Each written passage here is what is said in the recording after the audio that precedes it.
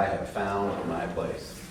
And I think it was later that summer they were hiring at the front desk, and I told the guy, Mike, that I would gladly take a job working here for free if that's what it took. I lived 3 blocks down the road and I could live here.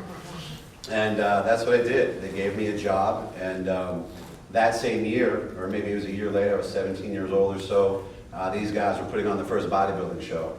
And the big bodybuilder there at the time, his name's Brian Hoydick. Some of you guys might know him. He's an old pro, based out of Cleveland now. But he's like, let's take a look at your legs.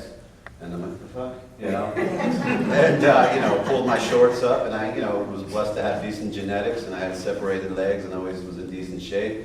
He's like, you're doing a bodybuilding show. And I'm like, fucking hey, let's go. Let's do this thing.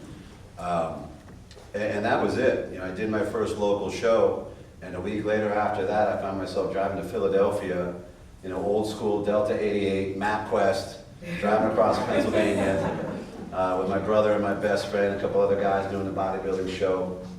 And I went down there, and you know, I won the teenage class, and it was the state championship. So just like that, I became Mr. Team PA, which was pretty damn cool at the time, although it didn't really mean anything. But to me, obviously, it did. But that was it. I mean, I cut the bug, and I was a bodybuilder. And that was it. That was all that mattered to me. And I really focused on that more than I should have at a young age, to say the least. And I found myself in a gym surrounded by, you know, some good guys and also some unhealthy guys, you know. And I found myself going down the path, although it was a good time and I really enjoyed it. But at a young age, you know, doing the bodybuilding stuff at a very, very young age, and not really understanding why, what I was doing, what I was taking, different things like that. And, you know, that was a bumpy road. There was a lot of growing pains with that I didn't really understand what I was going through at the time. And it wasn't until I was older in life, looking back and figuring out what the hell got me in that spot to begin with. When all the other guys my age were, you know, doing different things, playing sports, going out, this and that. Here I am in my dorm room with the George Foreman, getting ready for Teen Collegiate Masters Nationals, you know, eating dried out hamburger and, you know, microwave rice. But I loved it. I mean, I still see parents like, oh, you were the kid that was at my son's graduation party eating at a Tupperware container at the age of like 17, 18 years old. And it was just something that I stuck to, and it just really resonated with me. And I didn't realize till later in life, you know, going back, looking at things, and why was it that I was drawn to that so much. And, you know, I look back to my friend at the time when I told him, hey, I want to be so damn big that everybody respects me, you know. And that might not be the case for everybody here, what they got into bodybuilding for, what their reason was, what their motivation was. But for me, you know, not to get too psychological with it, but it was clearly, you know, filling a void in my heart that I wasn't getting, you know, from love and respect from my father. Although he taught me a lot of good things, that was certainly not something that was in our household. And I talk to people a lot about that. A lot of people get into this industry, into competing at a very serious level, to fill a hole in their heart. You know, and I get that. That resonates with me, a lot of us, and some of you may know what that's like. But if you don't have the awareness, and you don't have the objectivity, and you don't kind of go through some of those growing pains, you can close that hole and be healthier for it, or it can get bigger and wider and really destroy your life. And I mean, I think from the position I'm in now, and some of you may know people too that have gone through that, you know, and they're not in a good place, and they've let this industry, they've let this process, you know, own them, unfortunately, and not get what they want from it.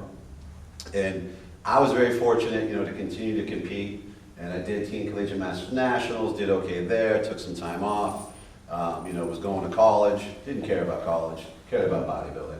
I was working at the local bodybuilding gym, ended up dropping out of college because what am I going to college for criminal justice? And realistically, I'm on the other side of the line, you know, doing things at a young age that I shouldn't be doing. So I continued to work in the bodybuilding gym and got more involved in that. I did a lot of the local shows. I came up as a lightweight to a middleweight.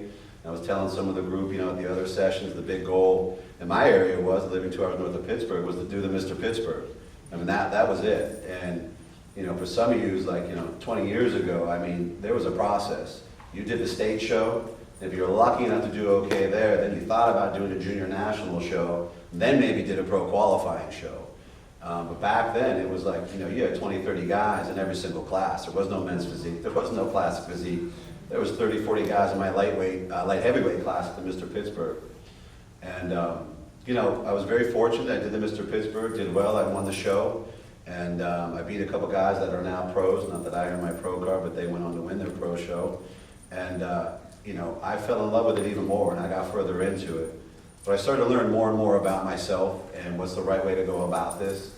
And I knew that there was levels to this even back then. I remember after winning that show as a light heavyweight, they had North Americans, which back then was in Cleveland, Ohio. And so that same year is when Sean Roden won his pro card, God rest his soul, as a heavyweight. So I'm sitting there thinking, I'm the man. I just won the Mr. Pittsburgh.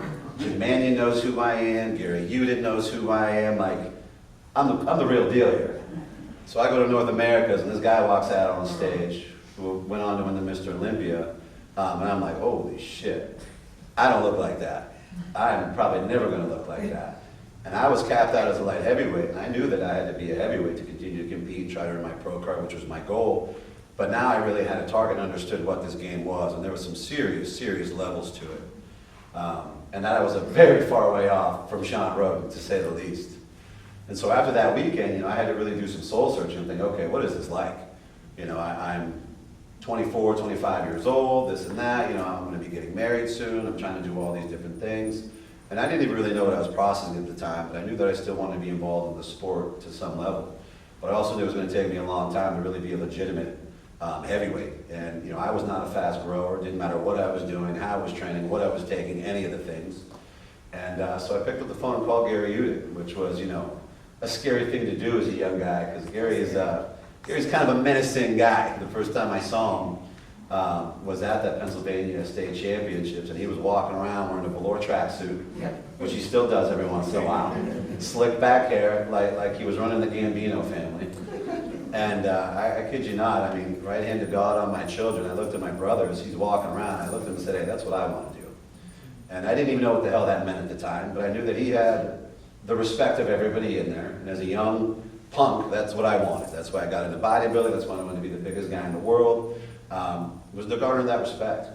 And so here I was, you know, how many years later, picking up the phone, calling him to see if I could be involved. And literally, I said, hey Gary, I'm Jack Sullivan, I just did the Mr. Pittsburgh. You know, I'll come down and take tickets, I'll sweep the stage, I'll clean the toilets.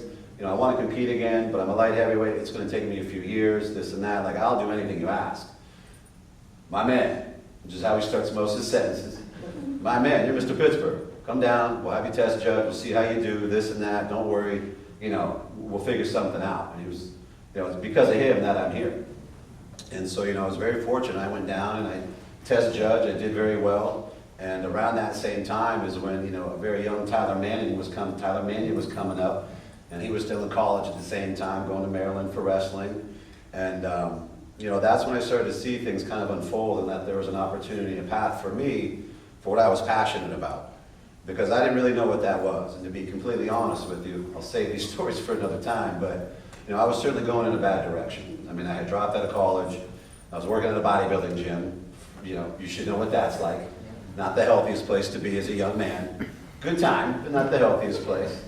I remember when I got the job, you know, the owner was walking me around, he's like, literally, quote unquote, goes, don't say anything on the phones. I'm like, huh? I'm like, what do you mean? What do you say? He goes, no, they're all tapped. I'm like, this is great! I'm like living in a movie. So all jokes aside, I mean, I was definitely going down a bad path, but you know, Gary opened up a door for me, and I saw something different. And I still didn't know what that was, and I didn't know who I was. I didn't know how to conduct myself, but I was learning along the way, and I was very motivated to be somebody, and I was learning why I was motivated to do that, and starting to figure myself out. And I continued to compete. You know, I did. I did nationals, and I placed, I think, 7th there, made first call-outs, went on to do a couple other national shows, got really into judging, went through that process, and I started to learn that, you know, how you conduct and carry yourself is very, very important, and that there's a lot of opportunity in this space. And I also learned that, you know, the way I was behaving and people I were hanging out with wasn't going to get me where I wanted to be.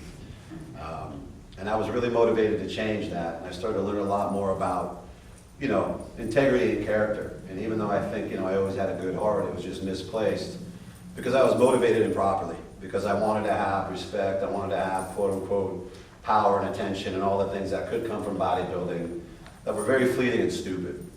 And so that's what I've said to other people on the path, like, hey, if you're getting into this for a trophy, you're setting yourself up for big time failure. You're getting into it for attention and accolades and all that. It's going to be very fleeting and you're not going to last very long and you're not going to get very far. And so I started to learn that through this process, and through a lot of challenges, I learned to not let them, own who I was, but to push through them and get better and try to manage myself in a much, much better capacity than I had been as a young man. And the more that opportunity came my way, the more that I stepped up for it. And because of Gary and the people down in Pittsburgh, they saw that I could handle myself and that I was responsible and respectful and I was carrying myself the right way.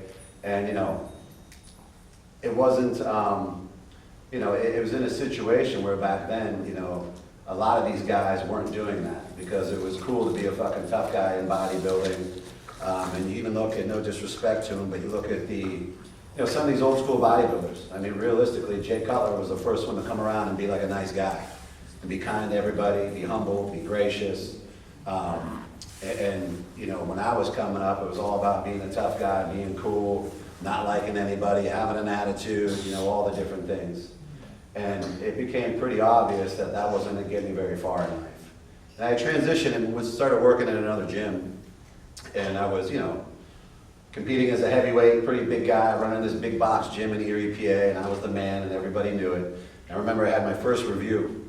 And I had turned this club around, and we were finally making money, and I went from the training manager to the general manager, and I only did it as a promise to the CEO, and I told them that if I turned it around, they would take care of me in this capacity. So I had to do a self-review, my first self-review of my life.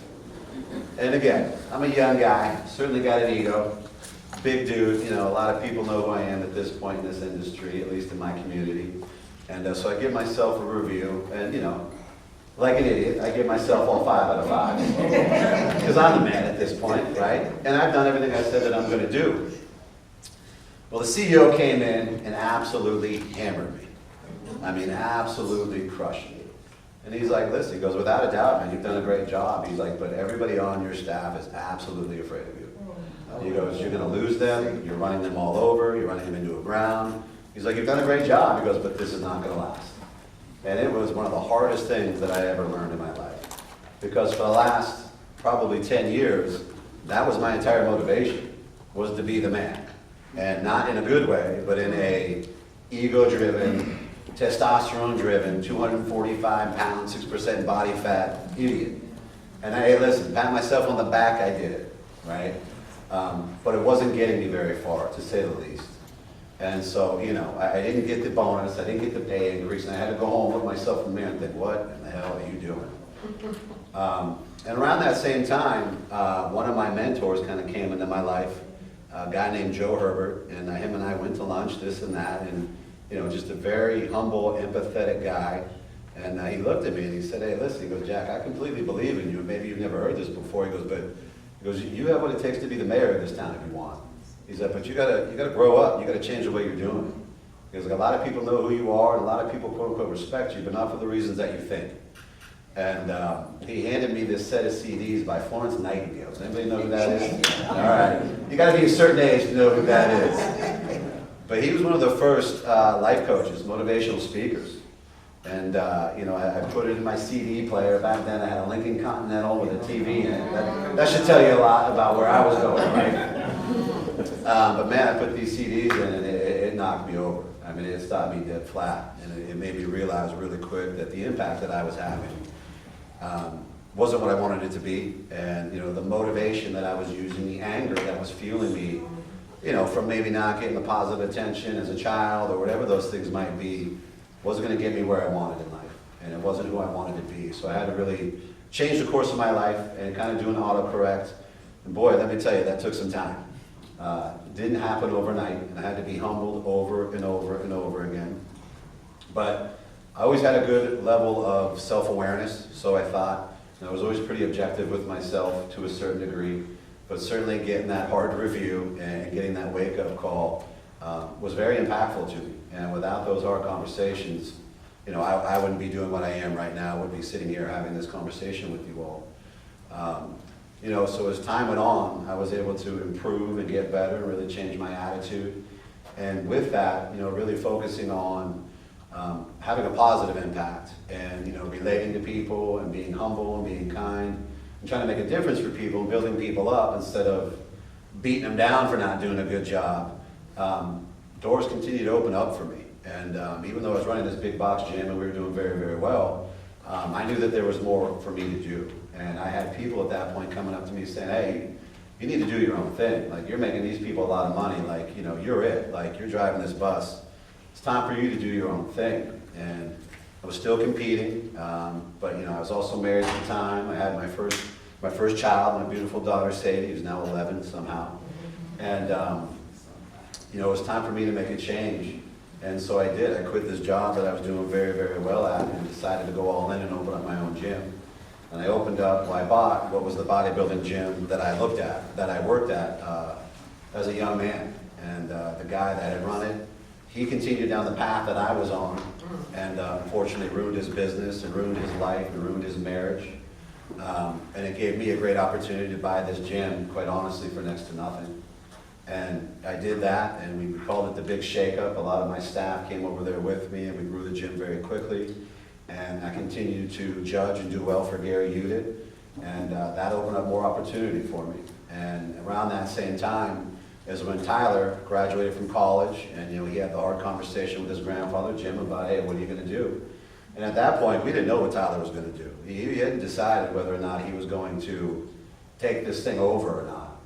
And thank God he did, and I mean that. But when he did, you know, the goal was to start surrounding him with, you know, capable, like-minded younger people, because there was certainly a kind of generation gap between, you know, the powers to be and what was going on.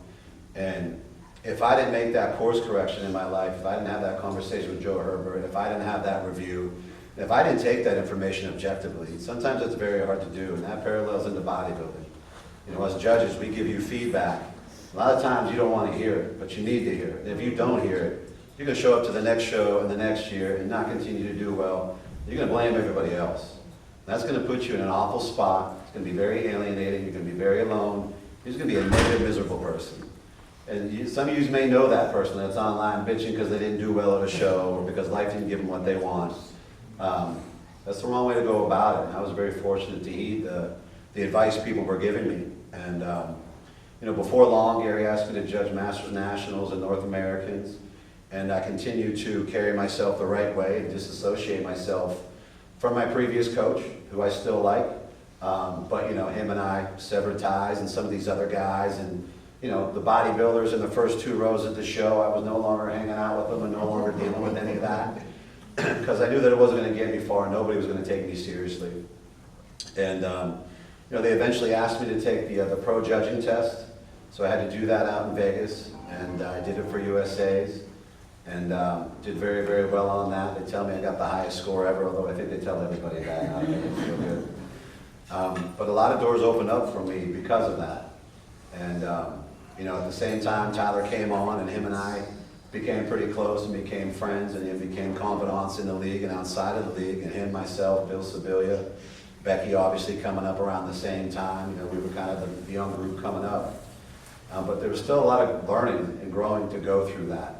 And man, I tell you, I have pissed Gary Udit off a time or two, because I was still the very headstrong, kind of ego-driven person who thought he knew better than everybody else in the room. And I may have known, you know, certain things, I may have been right about certain things, but there's a time and a place, there's a right way to deliver that message, and sometimes you don't get to deliver that message. And you know, I have always failed at that, just like my friend Casey over here. And I've had to learn that humility through the way, and you know, Gary was always good about reminding me of that in the way that Gary Udit does. But because I was able to go through that and learn that and find my balance in things, and I've gotten some tough phone calls from the powers to be, and there's been a time or two, and this is not my goal, but there's been a time or two where they've said, hey, you know, you're not Steve Weinberger. And you know, it's the same thing as Dave Dos Santos, who was my boss then, said, hey man, you know, you're going to run all these people over, there's going to be nobody here left. So it's something that I've always had to balance myself, and I think each and every one of you, each and every one of us, you know, we all have that other edge of the sword, we all have that other edge of the line that drives us, that makes us unbelievably incredible, successful, awesome people, but also can blind us sometimes. especially in this sport, like without a doubt. We get so headstrong, we turn the blinders on, we are so focused, we're so driven, we're so blindly driven on this stuff that we never take a step back, and we never really check the box on why the hell it is we're doing this and what the end game is. So I was lucky to have some very type A gentlemen in my life to put me down when I needed to be put down, and whether they did it the right way or not didn't really matter. What mattered was that I was willing to heed that information and take that advice. And you know, I was continuing to compete, and I think I told this story back then, but I was very fortunate, and I learned to always put other doors in front of me, because in life, doors are going to close. And if you're not putting other doors in front of you, those doors are going to close. You're going to be left in a really bad place. And that is so true for the sport that we're in right now. It's like you have to stay motivated, you have to be aware, you have to be objective, but you also have to be strategic. Because this isn't going to go on forever, or at least it's not going to go on forever to the capacity and the level that you want it to. Even some of you here are going to the Olympia, the Masters Olympia, some of you are top-tier athletes. Listen, that's not going to last forever. I mean, it's a short story. And if you're not putting other doors up in front of you to fulfill your life, you're going to be on the other end of this and not really be happy about it and not control as you go through that. And so, you know, I was setting myself up. I was starting to put on a couple shows. I was doing things with Gary. I was getting involved with Tyler. I eventually started getting involved on the pro side of things. You know, they asked me to judge an international show out in Venice, Italy, which was just, you know, an absolutely mind-blowing experience. For those of you, who knows Bill Sibilia here? Who's had the good graces of enjoying his company? Oh, my dad. Not enough. Well, He's amazing. Bill's got a couple quotes. Number one, don't threaten me with a good time. And God doesn't like a coward. So that gives you his attitude. But, you know, here Billy and I, as young guys out in Venice, Italy, judging a bodybuilding show, a very surreal thing. But it was really kind of a full circle moment. I was walking into our hotel. It was actually Kai Green's show, who, you know, we all grew up admiring because he was the man. But I'm going to have dinner with Kai Green after judging a bodybuilding show in Venice, thinking, what in the hell is going on with my life? How did I make this happen as a young kid working at a bodybuilding gym, 16 years old, you know, reading bodybuilding magazines? And I'm walking into this hotel, and my sister, who we were never very close with, sends me a text. And she's like, you know, our dad would be very proud of you, you know, and you should be very proud of yourself. And as I'm walking into the hotel, they're playing a song by Bruce Springsteen, which is what we grew up listening to. It's my dad's favorite guy. So it was one of these surreal, God-of-hand moments where I literally had to walk out, and Bill's like, what the fuck are you doing? I'm like, I gotta catch my breath. Yeah, I mean, I'm not kidding you. It was a very emotional, full circle moment. And, you know, I don't know the point of that, but it's just being aware, being present, understanding what is motivating you, what is driving you, the good side of it, the bad side of it, balancing it out, because there's always balance and there is always that dark side. And I believe in that dark side. That dark side has motivated me to be a good bodybuilder, to be driven and to push, but it's also pushed me over the edge and could have ruined a lot of things for myself. But from that show in Venice, you know, a lot of other doors opened up for me. And I continued to compete. But I knew competing was going to be fleeting. You know, I just did Masters Nationals, and I took second place in the heavyweight class, and the heavyweight went on to win the overall. And a lot of people had me winning that heavyweight class. And I say that objectively, but I didn't. Dude beat me from behind. So I went back the next year, and I was going to do Masters Nationals. I was going to do North Americans. I was prepping with a great guy, Matt Porter, God rest his soul. And he was prepping me and this other guy. We're both in the same class. And he wanted one of us to move up to super heavyweight. And so this other guy did. I stayed in the heavyweight class. And but the guy who won the class the year before went on to win his pro card. For whatever reason, didn't take the pro card. And he came back to do it the very next year. Very surreal thing. Only my luck. Only my luck. And so it was him and I against each other one more time. And you know, it was a split score, and it came down to one person judging, which was Steve Weinberger, which I get to talk shit to him about now, to this day. But I ended up losing, and I lost by 1 point, and then I went on to do North Americans. And, you know, as I was prepping for that show, my body was under a lot of stress. I was going through a divorce, and this was the dark side of it. This was me being motivated by bullshit. Instead of dealing with all the issues going on in my life, instead of taking care of my kids, instead of taking care of the things I needed to take care of, I'm like, I'm going to do a bodybuilding show. This makes sense. And maybe it did in the moment, but it obviously didn't long term. But as I was going through that contest prep, I became very aware and realized that I had made a mistake and I wasn't doing the right thing. And I became more and more motivated to do the right thing for my children and for my family and everything else. And I had a surreal moment. I was backstage. I think I was telling some of the other group this. I was backstage. I was asking the guy next to me, who was enormous. I'm like, what did you start your contest prep at? He's like 275, 280. I mean, I was starting my contest prep at 250, going down to 222. And this guy weighed in at, 225, carved up to 235. He took 6th in the Open. I took 7th in the Open. And his name was Nick Walker. And, the kid was a mutant back then, and Nick obviously went on to win the Arnold Classic, placed top 3 at the Olympia, and all the amazing things he did. And I did the Masters show that year, and again, I lost by 1 point. And all my buddies were just blown away that I wasn't infuriated, because a lot of people, and Bill would tell you, Becky would tell you, Gary Udit would tell you that I had won that show. And I won't get into the reasons why it didn't happen or not, but I just didn't win. And people were just amazed that I wasn't just losing my mind mad. And I wasn't, because I had made the decision that this was it. I was being very objective at that time. I knew that I really honestly shouldn't even have been competing. My health wasn't in a good place. I was going through a divorce. My kids didn't know what was going on. I was a fool, to be honest with you.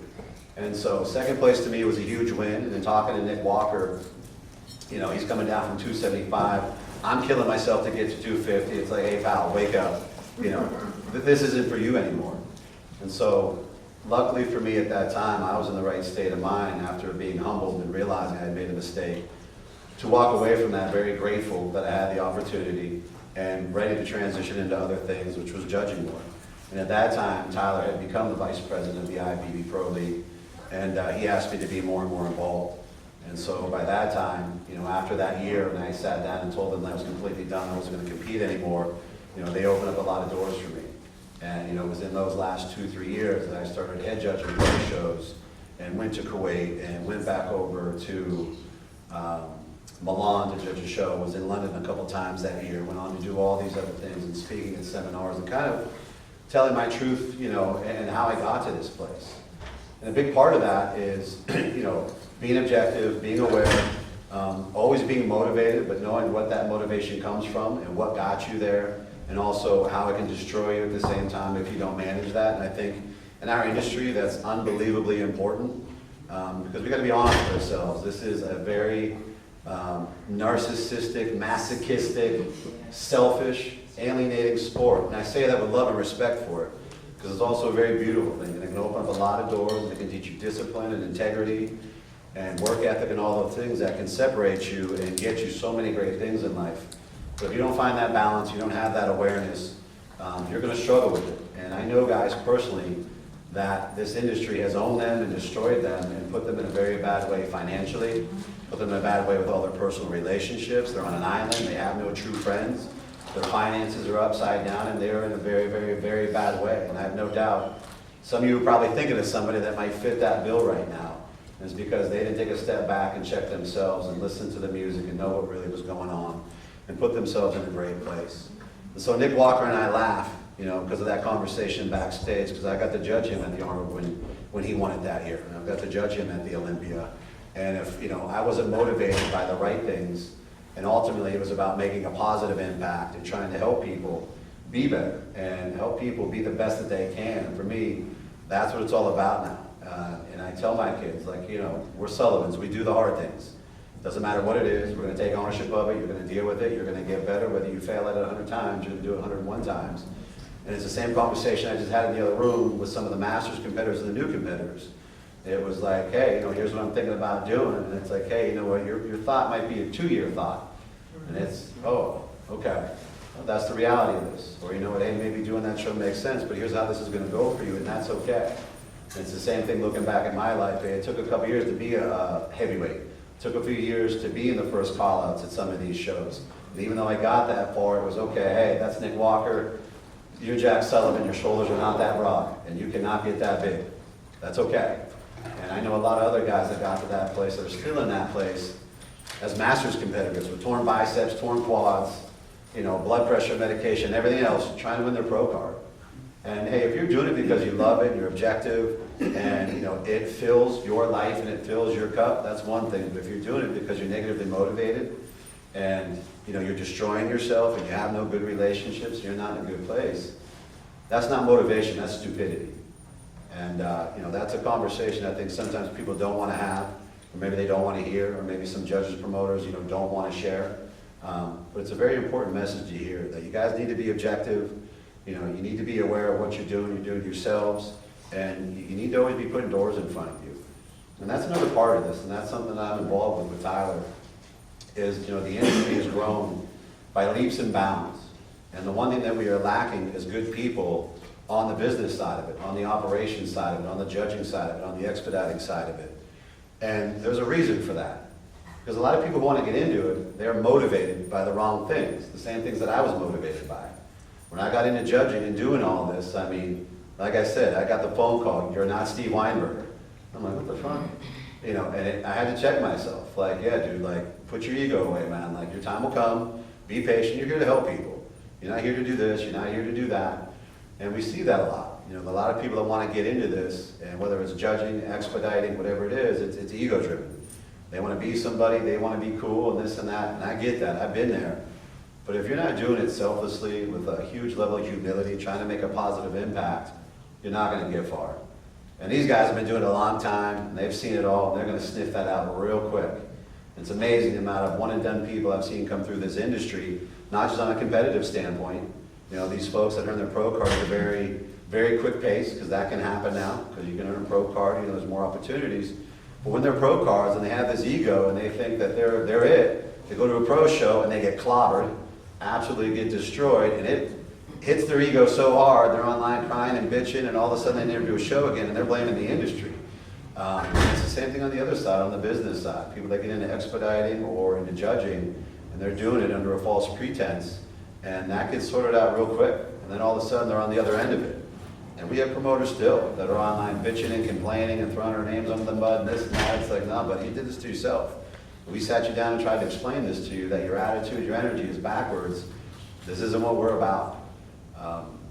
So it's figuring all those things out as you're going through this process, being able to take a step back, having people in your corner that will be objective with you, that will tell you the hard truth, and will help keep you grounded. And hopefully doing the self-work and figuring out, why are you in this spot?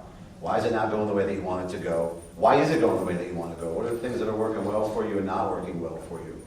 And we all deal with adversity, and that diversity can either own you, or it can define you and motivate you to be a better person, to help people, and by doing that, it's only going to continue to help yourself. And I've had to learn that the hard way, but because I've been willing to learn that, it's put me in this position here, getting to travel all over the country, all over the world, and, judge shows in Bogota, Colombia, for God's sake. I mean, it's just absolutely bananas to me sometimes. I wake up in hotels and forget where I'm at because it's such a surreal thing.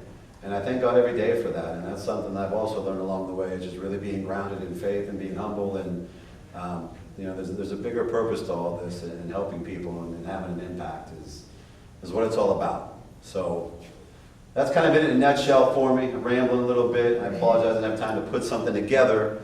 I know Wendy would have done a better job, but in her stead, I figured that's what I would get you. So, any questions? Anything I can help you with, I'm here for it. Yeah.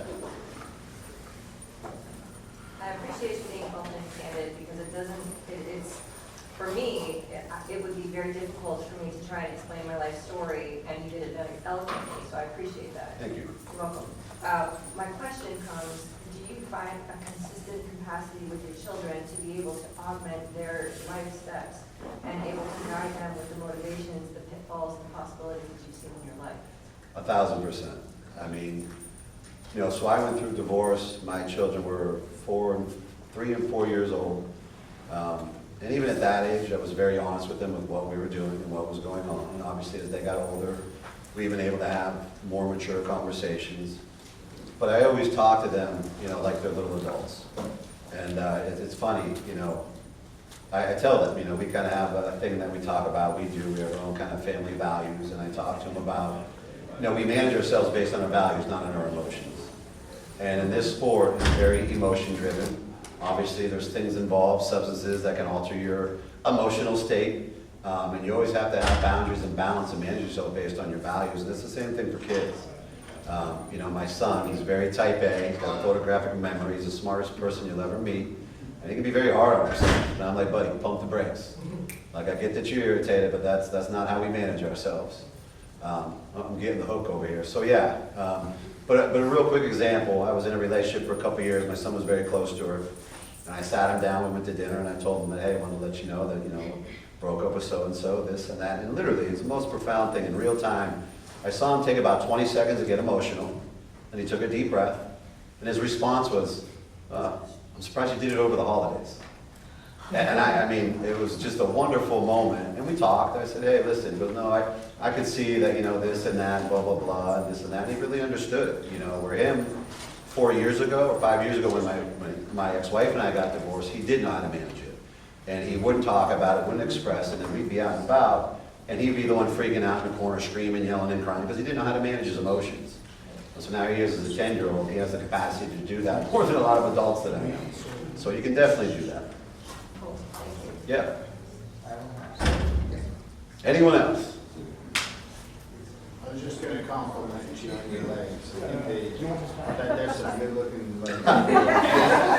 That's the one thing that I've always had is good quads. That's kept me in the game. If my back matched my front half, maybe I'd be a pro. But yeah, my quads were always okay. Thank you. Yeah. As a senior citizen, I can tell you, 66.85 that throughout your life, integrity and character will always be important. Always.